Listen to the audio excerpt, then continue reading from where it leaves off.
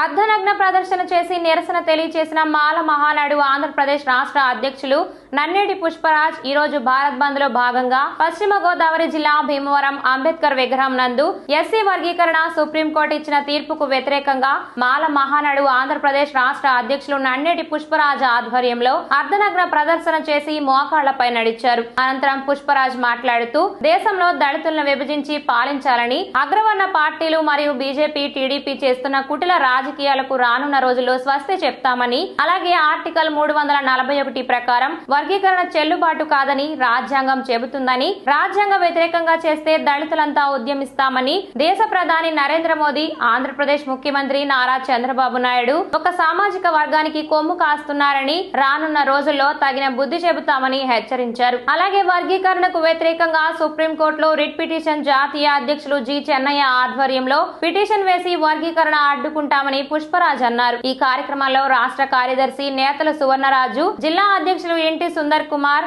జిల్లా ఉద్యోగుల సంఘం అధ్యక్షులు నేతల సల్మాన్ రాజు, జిల్లా ప్రధాన కార్యదర్శి చిల్లే రాజ్ కుమార్, జిల్లా యువజన విభాగం అధ్యక్షులు చిగురుపాటి రాజేష్, సోషల్ మీడియా అధ్యక్షులు తొర్లపాటి భాగ్యరాజ్, ఉండి నియోజకవర్గ యువజన విభాగం అధ్యక్షులు మేడిది సాయి జగన్నాథ్, భీమవరం నియోజకవర్గ యువజన అధ్యక్షులు పిట్టా వినోద్ కుమార్, పెనుమంట్ర మండలం యువజన విభాగం అధ్యక్షులు గెడ్డం జాన్సన్, భీమవరం కార్యదర్శి సాదే ప్రసాద్, సహాయ కార్యదర్శి వర్ధనపు తేజ, పట్టణ అధ్యక్షులు చీరా సాయి తదితరులు పాల్గొన్నారు. నా పేరు నన్నేటి పుష్పరాజ్, మాల మహానాడు ఆంధ్రప్రదేశ్ రాష్ట్ర అధ్యక్షులు జి చెన్నయ్య కమిటీ. ఈ రోజు పశ్చిమ గోదావరి భీమవరంలో మరి అంబేద్కర్ చౌక్ వద్ద నిరసన తెలియజేస్తున్నాం. ఎందుకంటే ఆగస్టు 1వ తేదీన సుప్రీంకోర్టు వర్గీకరణ చెల్లుబాటు అవుతుందని, ప్రతి రాష్ట్రంలో వర్గీకరణ చేసుకోవచ్చని సుప్రీంకోర్టు తీర్పు ఇవ్వడం, దానికి వ్యతిరేకంగా ఈ రోజు మేము అర్ధనగ్న ప్రదర్శన చేస్తూ మోకాళ్ళ మీద నడవడం జరిగింది. మరి ఏంటో చెప్తున్నాం, మరి ఈ దేశంలో మాదిగలు విడదీయాలని ప్రయత్నం చేస్తున్న ఈ జనతా పార్టీ ఏదైతే ఉందో బీజేపీ పార్టీకి ఒకటే చెప్తున్నాం, మరి మమ్మల్ని విడదీయాలని చెప్పేసి మీ యొక్క సంతోషంతో ఏం చేస్తున్నారో మాకు తెలియలేదు. కానీ మరి ఆర్టికల్ 341 ప్రకారం వర్గీకరణ చేయకూడదని సుప్రీంకోర్టులో ఆల్రెడీ తెలిసిన విషయం అందరికీ తెలిసిందే.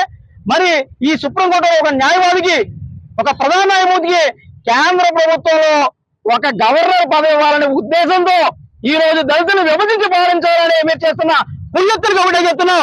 రానున్న రోజుల్లో ఈ సుప్రీంకోర్టులో మేము కూడా మానవ తరఫున మేము రిట్ పిటిషన్ చేస్తున్నాం. ఎట్టి పరిస్థితుల్లో కూడా వర్గీకరణ చేస్తే చూస్తూ ఊరుకులేదు. ఇవాళ దేశవ్యాప్తం చేస్తున్న నిరసన ఇంకా రాష్ట్రాల్లో ఇంకా కూడా జనంతో కూడా రోడ్డు మీద వచ్చే పరిస్థితులు ఉన్నాయి. రానున్న రోజుల్లో ఈ యొక్క ఉద్యమాన్ని ఉధృతం చేస్తాం. ఇప్పటికైనా సరే కేంద్ర ప్రభుత్వాలు సుప్రీంకోర్టు వెనక తగ్గి దళితులందరూ ఐక్యత ఉండేలాగా మీరు విభజించి పాలించే కార్యక్రమం మానేసి దళితులందరూ ఐక్యత ఉండాలనే ఒక నినాదాన్ని మీరు తీసుకురావాలి. లేకపోతే కనుక దేశవ్యాప్తంగా కూడా దళితులు ఏంటన్నా చూపిస్తాం. మోడీ గారు కొట్టే చెప్తున్నాం, ఒక మాదిగా ఓట్లు వేస్తే మీరు గెలవలేదు మోడీ గారు. బీజేపీ నాయకులు ప్రతి ఒక్కరు చెప్తున్నాం, అన్ని కులాల వాళ్ళు ఓట్లు వేస్తేనే ఈ రోజు మీరు ప్రధానమంత్రి అయ్యారు. మీరు ఒక కుల నాయకుడా, పార్టీ నాయకుడా, దేశానికి ప్రధాన మంత్రి అయ్యండి. మీరు ఈ రకంగా చేయడం మంచి పద్ధతి కాదు. సుప్రీంకోర్టు తీర్పులో కూడా నేను చెప్తున్నా, ఆర్టికల్ 341 ఏం చెప్తుందంటే ఆ దళితులందరూ కూడా కలిసిమెలిసి ఉండాలి అని చెప్పేసి అన్న తప్ప వర్గీకరణ చేసుకోవాలని ఎక్కడా కూడా లేదు. మరి ప్రధాన న్యాయమూర్తులు మేము చెప్పినంత కాదు, కానీ ప్రధాన న్యాయమూర్తులు కూడా ఆలోచించాలి. చట్టాల మీద మాకు అపారమైన నమ్మకం ఉంది.